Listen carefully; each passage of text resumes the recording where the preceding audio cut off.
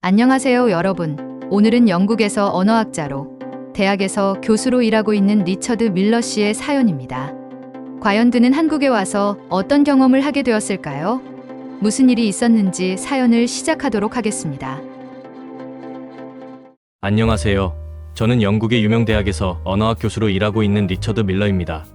세계 각국의 언어가 문화와 사고에 미치는 영향을 연구하며 주로 영어, 스페인어, 중국어, 아랍어와 같은 주요 언어를 다루어 왔습니다. 저는 연구와 강의에서 항상 가장 널리 사용되는 언어들에 주목해야 한다고 강조하곤 했습니다. 그래서 한국어와 한글에 대해서는 별다른 관심을 두지 않았습니다. 한국어가 특정 문화권에서만 사용되는 제한적인 언어라는 생각이 머릿속 깊이 자리 잡고 있었습니다. 학생들이 한국어를 배우겠다고 할 때마다 저는 늘 비슷한 충고를 했습니다. 보다 널리 쓰이는 중국어나 아랍어를 배우는 편이 낫다는 생각이었습니다. 연구 대상이 되는 언어 역시 국제사회에서 영향력을 갖춘 언어여야 의미가 있다고 생각해왔기 때문입니다. 그런 관점에서 볼 때 한글은 한 나라에 국한된 단순한 문자처럼 여겨졌습니다.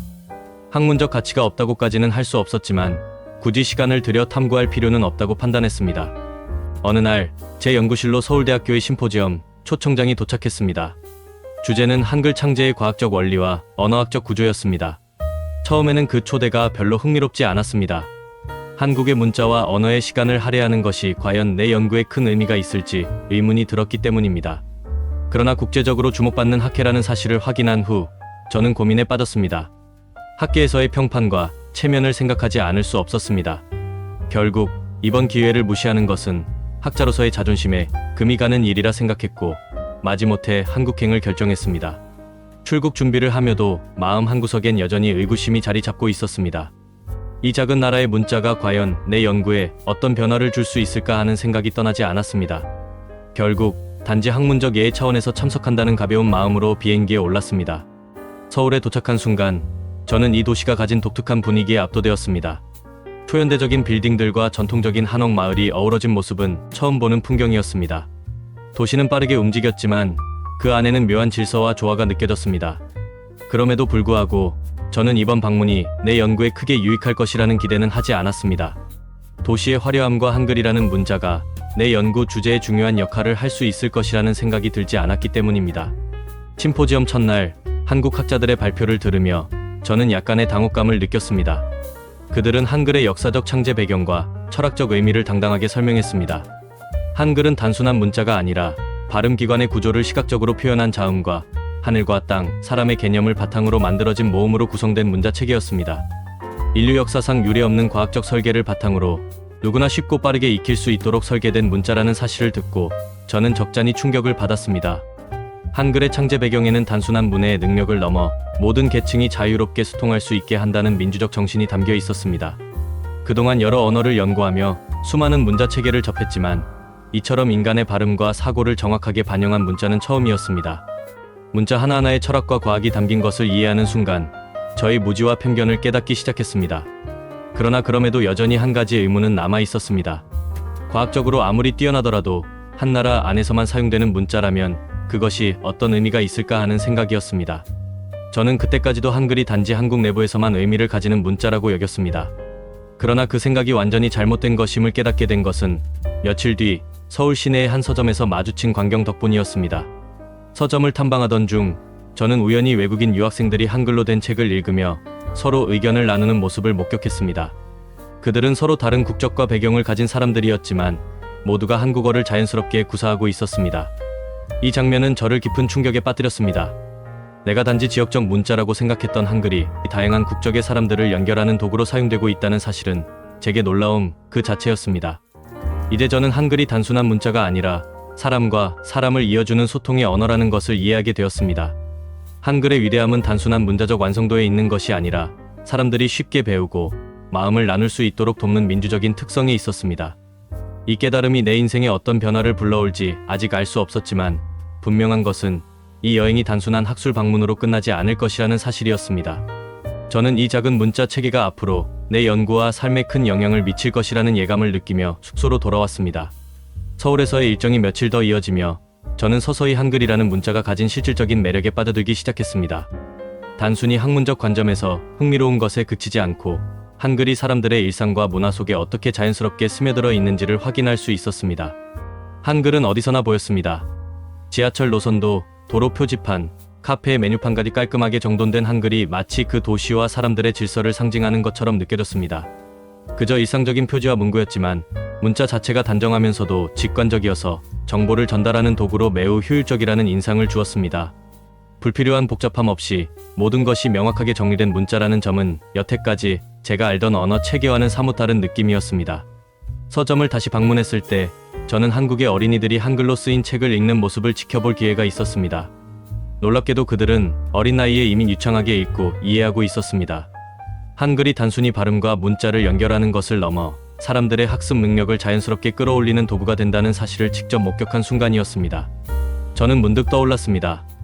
영국에서 영어를 배우는데 오랜 시간이 걸리는 아이들과 달리 한국의 아이들은 비교적 빠른 시간 안에 문자와 언어에 익숙해지고 소통할 수 있게 되는 이유가 여기에 있을지도 모른다는 생각이 들었습니다. 이 깨달음은 제게 적지 않은 충격으로 다가왔습니다. 어쩌면 그동안 제가 언어적 효율성이라는 측면에서 중요한 부분을 놓치고 있었을지도 모릅니다. 그 후로 저는 서울 곳곳에서 한글이 예술적 도구로 사용되는 여러 장면들을 마주하게 되었습니다. 카페와 거리의 벽에는 디자인 요소로 활용된 한글 문구들이 가득했고 갤러리에서는 한글로 된 캘리그래피 작품들이 전시되고 있었습니다. 문자는 단순한 소통의 도구를 넘어 예술적 영감과 창의성의 매개체가 되고 있었습니다. 갤러리에서 한참을 서성이다가 저는 한 작품 앞에 멈춰 섰습니다. 한글의 자음과 모음을 활용해 꽃잎처럼 배치된 캘리그래피가 인상 깊었습니다. 그 속에는 단순한 글씨 이상의 의미와 감성이 담겨 있었습니다.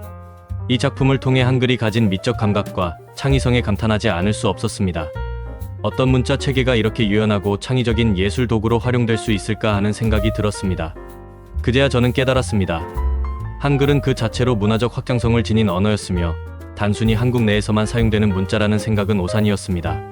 한글은 학문적 효율성뿐만 아니라 문화와 예술까지 아우르는 무한한 잠재력을 가지고 있었습니다. 며칠 뒤 저는 국제 유학생들이 모이는 한국어 토론 모임에 참석하게 되었습니다. 이곳에는 아시아, 유럽, 아프리카에서 온 학생들이 모여 한국어로 자유롭게 의견을 나누고 있었습니다. 모두가 한국어를 제2언어로 배운 사람들이었지만 그들의 대화는 매우 유창했고 자연스러웠습니다. 한글은 이질적인 문화를 가진 사람들을 하나로 묶어주는 소통의 장이 되고 있었습니다. 저는 그 광경을 지켜보며 강한 인상을 받았습니다. 어느새 한글은 단순히 한국만의 문자가 아닌 세계 여러 사람들이 공유하는 새로운 소통의 도구로 자리 잡고 있었습니다. 이 작은 문자가 어떻게 이렇게 많은 사람들을 연결할 수 있을까?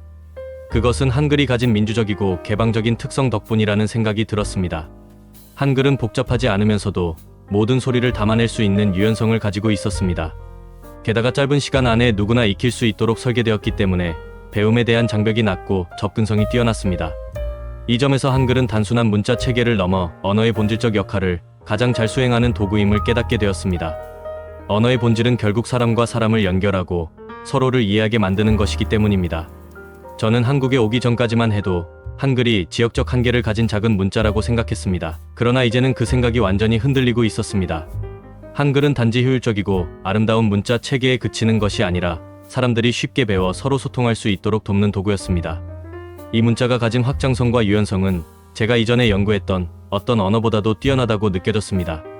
저는 한글이 세계 언어의 판도를 바꿀 가능성까지 염두에 두게 되었습니다. 단순한 소통 도구를 넘어 문화적 가치를 지닌 언어가 가진 힘이 얼마나 큰지 몸소 체험한 것입니다. 한글은 더 이상 제게 무의미한 문자가 아니었습니다.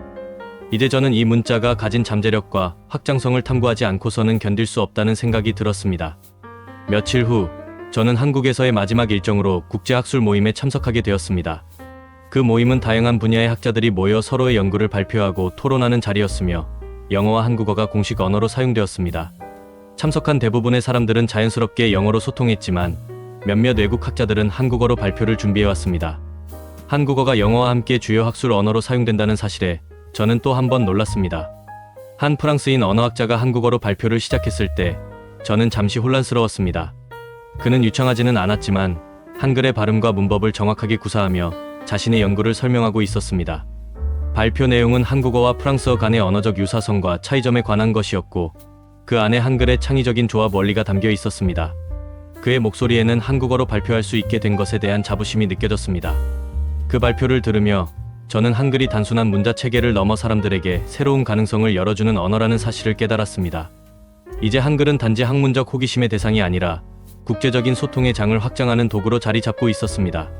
그리고 그 순간 저는 스스로가 그동안 얼마나 편협한 시각에 갇혀 있었는지 깨닫기 시작했습니다. 그 학술 모임이 끝나고 참석자들은 서울 시내의 한 식당에서 만찬을 즐기며 서로의 연구와 경험을 나누었습니다. 그러던 중 한 독일인 교수가 갑작스러운 복통을 호소하며 쓰러졌습니다. 식당 안은 순식간에 혼란에 빠졌고 모두가 어떻게 해야 할지 몰라 당황했습니다. 문제는 주변에 독일어를 할 줄 아는 사람도 영어로 신속하게 상황을 설명할 수 있는 사람도 없었다는 점이었습니다. 의료진을 부르는데 시간이 지체될 수밖에 없는 상황이었습니다. 그때 한 한국인 직원이 침착하게 다가와 쓰러진 교수의 상태를 확인하며 말을 걸었습니다. 하지만 교수는 제대로 응답하지 못했고 상황은 점점 더 급박해졌습니다. 당황한 저는 이 상황에서 어떻게든 도움을 줄 방법을 찾고자 했습니다. 그러던 중 제 눈에 들어온 것은 식당의 벽에 걸린 한글로 쓰인 응급구조 매뉴얼이었습니다. 매뉴얼에는 심폐소생술과 응급처치 방법이 한글로 상세하게 적혀 있었습니다. 저는 그 매뉴얼을 보고 한글로 된 지시사항을 한국인 직원에게 신속하게 전달했습니다. 처음엔 제가 한글을 완전히 이해하지 못하는 상태라 조금 어설펐지만 문자가 직관적이고 명확하게 설계되어 있어서 필요한 정보를 빠르게 전달할 수 있었습니다. 한국인 직원은 제가 설명한 대로 신속하게 응급처치를 진행했고 다행히 쓰러진 독일인 교수는 의식을 되찾았습니다. 그제야 저는 깨달았습니다. 한글이라는 문자가 사람들의 생명을 구하는 데까지 활용될 수 있다는 사실이 제게 깊은 울림을 주었습니다. 그날의 경험은 제게 단순한 사고 이상의 의미로 다가왔습니다. 한글이 가진 진짜 힘은 그 과학적 구조나 학문적 효율성에만 있지 않았습니다. 그것은 사람과 사람을 연결하고 서로의 생명을 지키는 도구로 기능할 수 있다는 데 있었습니다. 한글은 단지 문자 그 자체로 끝나는 것이 아니라 위기 상황에서도 소통과 연대를 가능하게 만드는 힘을 가지고 있었습니다. 저는 그날의 사건을 통해 한글이 단순한 언어적 발명이 아니라 삶과 생명을 지키는 중요한 도구임을 온몸으로 느꼈습니다. 이 경험을 통해 저는 한글이 단지 학자들만의 연구 주제가 아니라 일상 속에서 진정한 가치를 발휘하는 살아있는 문자라는 사실을 깨닫게 되었습니다. 그동안 내가 가진 편견과 무지가 얼마나 한정된 것이었는지 그 깨달음은 충격적이면서도 동시에 감동적이었습니다. 영국으로 돌아가는 비행기 안에서 저는 창밖의 구름을 멍하니 바라보며 한국에서의 경험을 곱씹었습니다. 한글이 단순한 문자가 아니라 삶과 사람을 잇는 도구라는 사실을 몸소 체험한 며칠간의 시간은 저에게 깊은 울림을 주었습니다. 그동안 내가 연구해온 수많은 언어들 중에서 이토록 인간 중심적인 철학과 실용성을 동시에 담고 있는 문자는 없었습니다. 한국에서의 마지막 순간까지도 한글은 사람들에게 배움과 소통, 그리고 연대의 가능성을 열어주고 있었습니다. 그 작은 문자가 다른 언어와 다른 문화권에 속한 사람들의 마음을 하나로 묶고 심지어는 생명을 구하는 역할까지 해낼 수 있다는 것을 목격한 경험은 저의 인생을 바꾸어 놓았습니다. 비행기 안에서 저는 오랜 시간 동안 고민했습니다. 이제 나는 무엇을 해야 할까? 한글의 가치를 깨달은 이상 이 경험을 그냥 잊어버릴 수는 없었습니다. 저는 이 작은 문자가 가진 힘을 더 많은 사람들에게 알리고 한글이 전 세계에서 더욱 널리 쓰일 수 있도록 연구하고 전파해야겠다는 결심을 하게 되었습니다. 학교로 돌아온 후 저는 강의 첫날 학생들에게 한국에서 겪은 경험을 이야기했습니다. 한글이 단순한 문자 이상의 의미를 가지고 있으며 인류 역사상 가장 민주적이고 직관적인 문자라는 사실을 강조했습니다. 언어학자로서 저는 이 경험을 통해 깨달았습니다.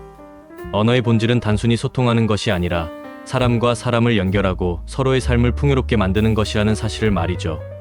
한글은 다른 언어들과 달리 모든 사람이 평등하게 배울 수 있도록 설계된 문자입니다. 그것은 누구에게나 열려 있으며 사람들의 학습 능력을 최대한 끌어올려줍니다. 이 문자는 학습의 장벽을 낮추고 소통의 기회를 확장하며 문화적 다양성을 포용합니다. 한글은 그저 한국이라는 나라의 유산에 그치지 않고 전 세계적으로 의미 있는 언어적 자산이 될 수 있다는 가능성을 보여주었습니다. 강의를 마친 후 예상보다 더 많은 학생들이 저를 찾아와 한글과 한국어에 대해 배우고 싶다고 말했습니다.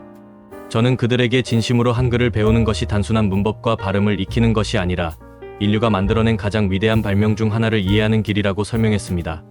그날 이후로 제 강의는 점점 더 많은 학생들로 채워졌고 한국어와 한글에 대한 관심은 폭발적으로 증가했습니다. 한글에 대한 연구를 이어가면서 저는 더욱 확신하게 되었습니다.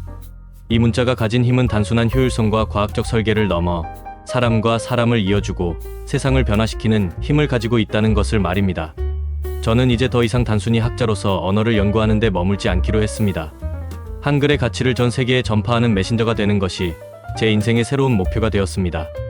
몇 년 뒤, 저는 한글의 세계화를 위한 국제 컨퍼런스를 주최했습니다.